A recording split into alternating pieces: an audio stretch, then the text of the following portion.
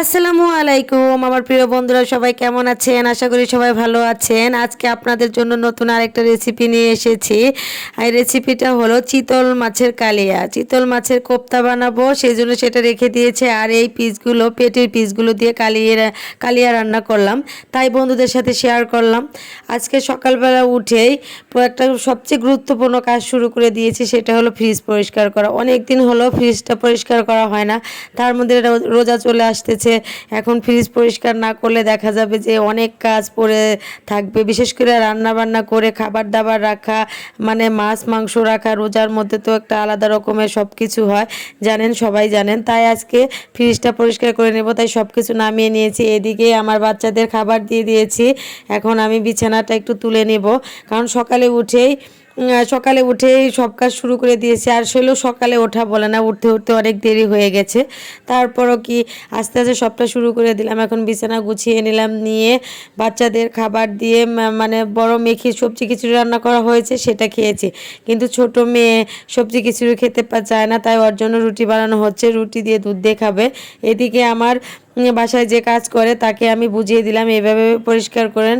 এদিকে দেখুন, এই যে খিচুড়ি রান্না করা হয়েছে, এখন আমরা সবাই খেয়ে নেব। খিচুড়ি খেয়ে কাজ শুরু করে দেব। তারপরে যে মেয়েকেও খাবার দিয়ে দিলাম, রুটি দিয়ে দুধ দিয়ে। আর এদিকে আমি মাছগুলো সব নামিয়ে নিলাম ড্রয়ার থেকে নামিয়ে নিচ্ছি, কারণ ড্রয়ারগুলো ভালো করে পরিষ্কার করতে হবে। আর ফ্রিজে আমি ভেবেছিলাম মাছই নেই, দেখি বের করতে করতে দেখি যে অনেক মাছ আছে। মানে দেখা গেছে যে এখন এই সময় এনে রাখা হয়, ওই সময় তারপরে নতুন মাছ খাওয়া হয়, দেখা গেছে ফ্রিজে অনেক অনেক মাছ জমে গেছে। তাই এগুলো সব আমি আজকে বের করে নিয়ে এখান থেকে মানে গুছিয়ে রাখবো, যাতে আমার আর পরবর্তীতে মাছ বের করতে অসুবিধাটা না হয়। তাই আমি সব কিছু গুছিয়ে টুছিয়ে নিচ্ছি। এদিকে আমি এখন যেহেতু আমার কাজের লোকটা সবটা আমি বুঝিয়ে দিয়েছি, সে পরিষ্কার করবে। আমি এখন চিতল মাছের এটা নিয়ে যাব, নিয়ে রান্না করব। কারণ সেদিন চিতল মাছ এনেছিল, মানে পেটিগুলো রান্না করা হয়নি, তাই এগুলো আমি এখন ভিজিয়ে নিব। ভিজিয়ে তারপর আস্তে রান্না করব। আর তারপর ফ্রিজটা পরিষ্কার করা, কারণ একা তো আর কাজের লোকের উপর সবটা নির্ভর করা যায় না। তারপর সবটা বুঝিয়ে দিচ্ছি। আর এদিকে আমি রান্না বান্না করার জন্য সব সবজি কেটে নিচ্ছি, আগে পেঁয়াজগুলো কেটে নেব। আসলে আজকে আমি চিতল মাছের কালিয়া আর সাথে আমার প্রিয় শুটকি, মানে লাউয়ের ডাঁটা দিয়ে, ছোট আলু দিয়ে, বেগুন দিয়ে, সিম দিয়ে শুটকি রান্না করবো। এটা আমার খুবই প্রিয় খাবার। আমার শুটকি খেতে খুবই ভালো লাগে। যা আমাকে যদি মাছ মাংসর পরিবর্তে শুটকি দেওয়া হয়, আমি শুটকি দিয়ে তৃপ্তি নিয়ে ভাত খাবো, মানে এরকম একটা আমার প্রিয় জিনিস। তবে এটা নিয়ে আমি অনেক কথাই শুনি, কারণ শুটকি তো আর সবাই পছন্দ করে না, এটাই হলো আসল কথা। আমি এখন আমার শুটকির সবজিগুলো কেটে নিচ্ছি। আর আমার মাছের কালিয়া যে বানাবো, তার জন্য পেঁয়াজ মরিচ যতটুকু যা যা লাগবে কেটে নিলাম। এখন আমি সিমগুলো কেটে নেব। এখানকার সিমগুলো এমনিই মনে করেন বিচিওয়ালা সিম, কি বলবো। আর শুটকিতে খেতে আমার কাছে বিচিওয়ালা সিম অনেক ভালো লাগে, তাই সিম টিম সব কিছু দিলাম। আর এখানে আমি মাছের কালিয়ার জন্য মশলা বানিয়ে নেব। প্রথমে টমেটো আর কাঁচামরিচটা আমি ব্লেন্ড করে নিব।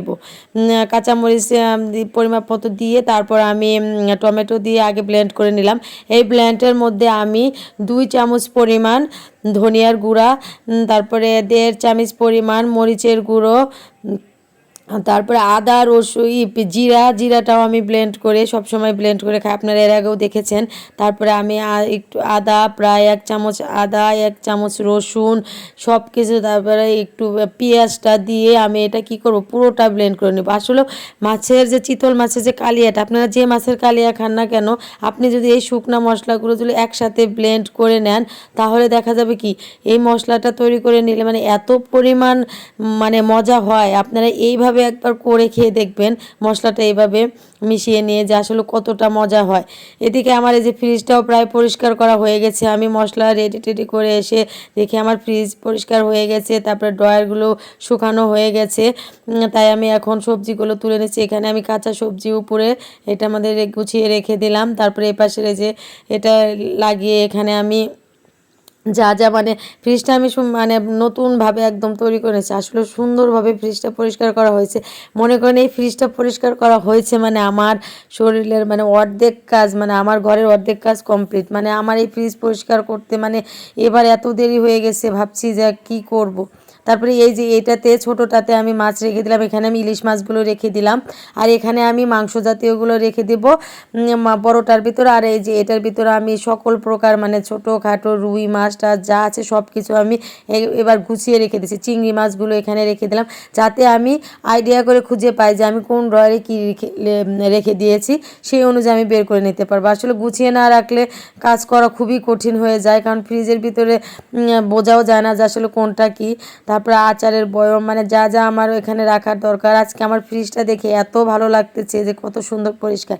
এদিকে যে মাছের পিসগুলো হলুদ আর লবণ দিয়ে আগেই মেখে নেওয়া হয়েছে। আমার হাজব্যান্ড আজকে আমাকে সাহায্য করতে এসে এটা মেখে দিয়ে গেছে।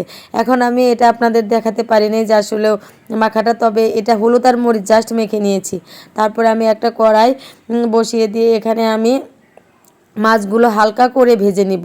মানে মাছের কালিয়া বা যে কোনো মাছই রান্না করেন না কেন বা ভুনা করেন না কেন, আপনারা যদি মাছটা যদি বেশি ভেজে নেন তাহলে মাছের স্বাদ মানে আপনি একটুও পাবেন না, তরকারিটাও আমার কাছে মনে হবে না যে মজা হবে। তবে মাছের যদি একটু ভেজে রান্না করেন, আমি বলবো আপনারা হালকা ভেজে রান্না করুন, এতে মাছের পরিপূর্ণ স্বাদটা আপনারা পাবেন আর তরকারিটাও খুব টেস্ট হবে। এই দেখুন আমি হালকা করে মাছগুলো ভেজে নিচ্ছি। এইভাবে মানে আপনারা হালকা করে মাছগুলো, বিশেষ করে এই কালিয়া তৈরি করার জন্য আপনারা মাছগুলো এভাবে হালকা করে ভেজে তুলে নেবেন, তুলে তারপরে রান্না করবেন, তাহলে বেশি মজা হবে। তারপর আমি এখানে মাছগুলো ভেজে নেওয়া হয়ে গেল। এখন আমি এখানে আরেকটু পরিমাণ তেল বাড়িয়ে দিয়ে এখানে প্রথমে কাঁচামরিচ দিয়ে দিলাম, তারপরে পেঁয়াজ কুচি দিয়ে দিলাম, অল্প যে কয়টা পেঁয়াজ কুচি ছিল ব্লেন্ড করার পরে ওইটুক দিয়ে দিলাম। তারপরে এখন পেস্টটা ভাজা ভাজা হওয়ার পরে আমি এখানে যে মশলাটা বানিয়ে নিয়েছিলাম সেটা পুরোটা দিয়ে দিলাম। আপনারা এভাবে মশলা বানিয়ে রান্না করবেন, দেখবেন খেয়ে দেখবেন কতটা মজা হয়। তারপরে এখানে এটা আমি ধুয়ে দিয়ে দিলাম, একটু পানি দিয়ে দিলাম। এখন আমি আস্তে আস্তে মশলাটা সুন্দর করে কষিয়ে নেব। তারপরে এখানে আমি হলুদটা দিইনি, হলুদটা আমি পরে দেবো, কারণ পরিমাপ মতো আমি হলুদ দেবো। ওখানে যদি আমি হলুদ দিই হয়তো বা বেশি হয়তো বা কম হবে, সেই জন্য আপনারা হলুদ আর লবণটা ওখানে মশলার সাথে না দিয়ে আপনারা এইভাবে কষানোর সময় দিয়ে দিবেন। দেখুন এই যে আমি আস্তে আস্তে সুন্দর করে জাল দিয়ে কষিয়ে নিয়ে এখন অল্প একটু আবার পানি দিয়ে দিলাম, দিয়ে আবার সুন্দর করে আস্তে আস্তে তাহলে মশলাটা কষিয়ে নেব। আমি সব সময় বলি মশলা যত বেশি কষাবেন তরকারি তত বেশি মজা হবে। আর তার চেয়ে বড় কথা হলো মাছের কালিয়াটার মশলাটা যদি আরও আস্তে আস্তে জালে জালে আপনি কষিয়ে নেন, খেতে এতটা মজা হবে কি বলবো। দেখুন কতটা সুন্দর কষানো হয়েছে এবং তেল উঠে গেছে।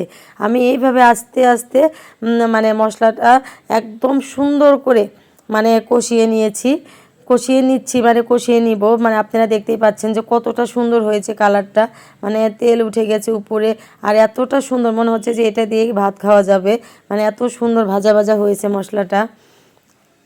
আমি আস্তে আস্তে করে কষিয়ে নিয়ে এখন আমি পরিমাণ মতো ঝোল দিয়ে দিব। যতটুকু আপনি ঝোল রাখবেন বা যতটুকু রাখতে চান সেই অনুযায়ী আপনি পানি দিয়ে দিবেন। আমিও আমার মতো করে পরিমাণ মতো পানি দিয়ে দিলাম।